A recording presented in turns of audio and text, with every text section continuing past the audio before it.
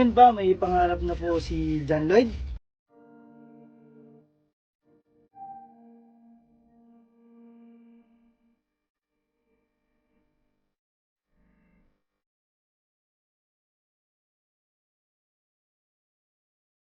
Alam ng mama mo na nanginginig ka dito sa Jollibee.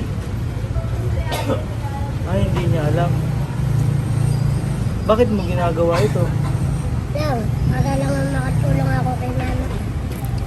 Ikaw ba, John Lloyd, anong pangarap mo sa buhay? Wala na akong pangarap. Ano? Wala na akong pangarap.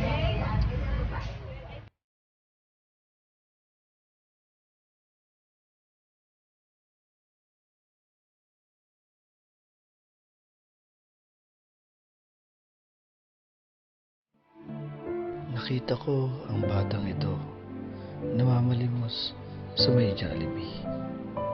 Nagulat ako sa kanyang kwento. Alamin natin ang kanyang buhay.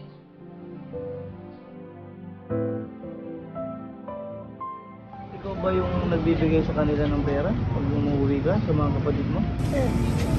Yung anong ginagawa nila sa pera? Nabili ang ulam. Na dilihensya mo? Nabili nila ang ulam. Ha? Tatay ko po ay nakapag.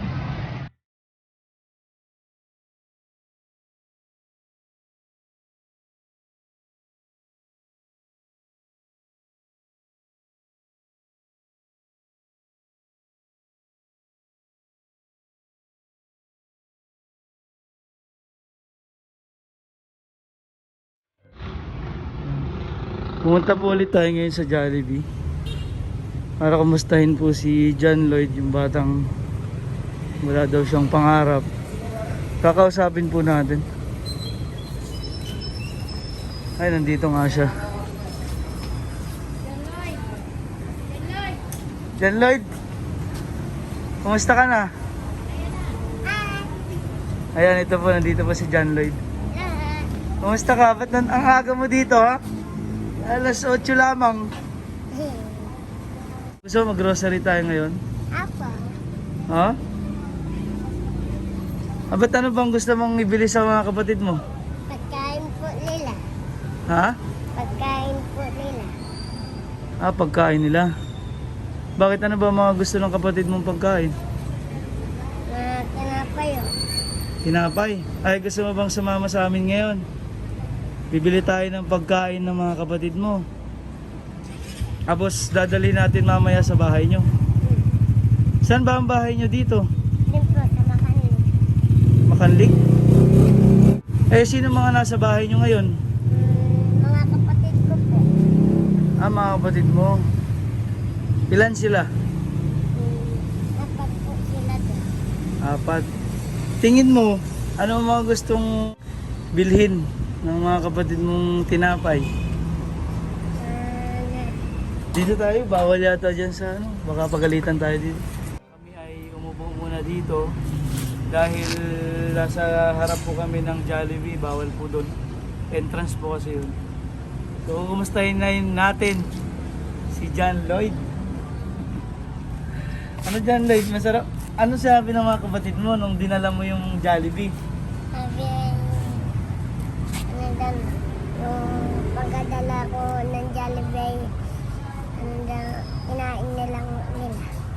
Hindi nila tinanong saan galing yung Jollibee. Sabi po Ano po?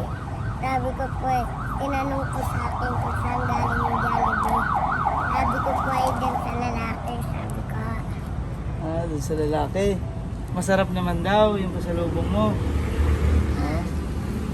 Eh ngayon ay mag-grocery tayo. Gusto mo ba yon? Para ibili natin ang pagkain ng kapatid mo. Ano? Tapos, tingin mo, ano pa mga gusto nila maliban sa tinapay? Anong gusto ng mga kapatid mo? Ikaw ba? Ano bang gusto mo sa grocery? Pagkain po. Ah, talagang pagkain lang para sa pamilya nyo. Naligo ka naman bago pumunta dito? Hindi ako nakaligo. Wala Ay, tapos, hindi nga naligo. Bakit hindi ka naligo? Wala bang tubig sa inyo? Hindi yan. Kasi po, naliligo po lagi ako doon sa may palengke. Ah, sa palengke Sa may ka lang tabi ng naliligo? tubigan po. Ay, bakit ngayon hindi ka naligo? Ay, sarado po yung tita ko.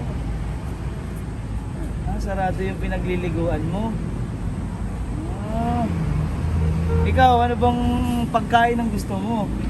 Eh, marami ang pagkain, di ba? Gusto mo ng pagkain. Anong pagkain ang gusto mo? Kahit pang-ulam mo. Ano? Pang-ulam ng mga kapatid ko. Pang-ulam ng kapatid mo. Grabe po si John Lloyd kasi talagang lagi niyang iniisip yung mga kapatid niya, pagkain ng kapatid niya. Inuuna niya yung kapatid niya bago yung sarili niya, ano? Napakabait mo naman, John Lloyd. Bigyan mo ako ng kabaitan. Napakabait mo. Ano, punta tayo sa grocery ngayon? Sige, tara.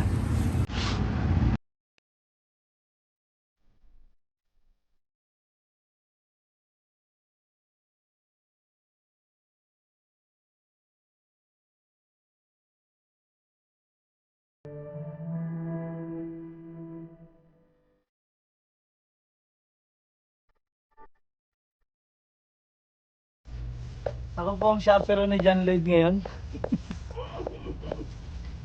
Ayan, bili na. Ah, talagang ulam agad ang ulam ng John Lloyd.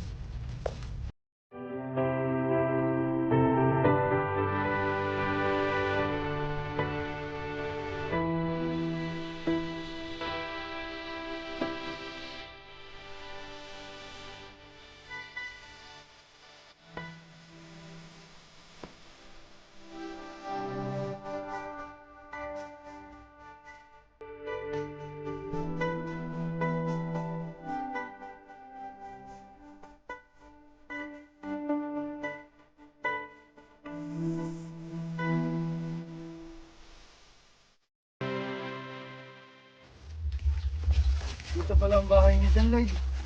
Apa. Malapit lang tayo. Artista ka pala talaga, John Lloyd, ano?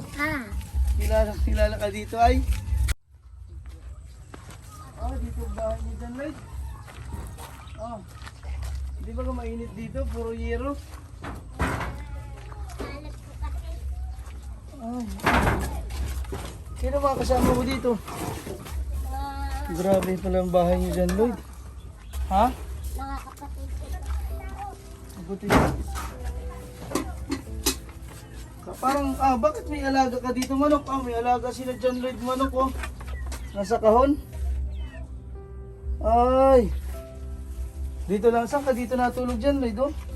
Yan. Saan? Diyan kayo lang magkakapatid, magkakasama dito.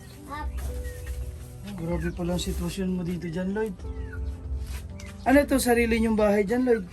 Naupa lang kami dito. Naupa lang kayo. Magkano ang upa niyo dito? Hindi ko na alam kung magkano. Natutuwa ako kay John Lloyd. Ay, may alaga si John Lloyd. Ay, nilagay sa kahon. Ay, yung mga broiler. 45 days nasa kahon. Yan, nandito na yata yung mga kapatid ka ni John Lloyd. Ay, ito. Kapatid ko yung... Napuntay ko dito, Nining. At may dala kami sa inyo. Ito na, pasalubong sa kapatid mo. Yan, oh. Nining, oh. Meron kayong gatas, may kape, may chocolate. Punta na, Nining. Talaga kami kong kapatid. Ilan, nasan yun? Iba mo pa kapatid. Salamat kayo at may natulong sa inyo. Ayun, oh. Kaya ni ko, Nining. Oh, ito sa inyo. Meron kayong stiko, oh. Dali. Yan. Si John Lloyd, dito pala po ang nabuhay ni John Lloyd, ano? Opo, ang ama niya rin nasa Pilaguan bago niya napagsuto. Ay, interviewin natin sila, wala. Ay, kumusta po sila dito? Naupa po ba sila dito? Naupa po yan. Ano? Yung kay Aling Tina na Pastor Pide, ito ay na yung Andre Jatan upan. Ayun, kain kayo. Oh, may sito. May palaman. Nasa yung tinapay na dala mo dyan, Lloyd? Ayan po. Ayun, dali mo din sa kapatid mo. Para, oh, Nining, oh, palaman. Oh, kain kayo tinapay. Oh. Ayun sa inyo, ha? Natulungan ninyo. Ito, may mga pang-ulam kayo din, eh. Ay, John Lloyd. Totoo pala na naupo talaga kayo dito, ano? Sabi ni Lola. Ako pa lang pala kayo. Sabi ay 900 daw. Matagal na ba kayo dito? Ito pa lang nabuhay sa mga kapatid niyo. Ano ang... May ngayon ba may pangarap na po si John Lloyd? Meron na ba? Ano ang pangarap ni John Lloyd ngayon? Mayawan ko na po yung kapatid ko sa iyo. Yun, may pangarap na po si John Lloyd ngayon.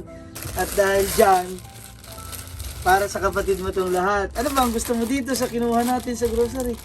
Yung... Sito. Ayun na muna. Painumin mo muna si nanining mo. Bukas sa nanining mo. Oh. Inom kayo. Ay, naiiyak pa yung mga kapatid niya. Ay, inumin mo muna. Si nanining. O, isayin na lang muna. At may takip naman yan eh. Inom muna ikot, mainit. Ngayon pala pong sitwasyon nila John Lloyd dito. Naupahan pala po nila ito. Kaya binubuhay ni John Lloyd yung mga kapatid niya ay walang wala po sila. May magandang balita po kasi may pangarap na po ngayon si John Lloyd. Ngayon talagang napakasipag mo. Ang aga mo doon para pala sa mga kapatid mo. Nung tinanong kita kanina anong gusto mong bilhin sa grocery, mga pagkain para sa mga kapatid. Napakabait naman ni John Lloyd.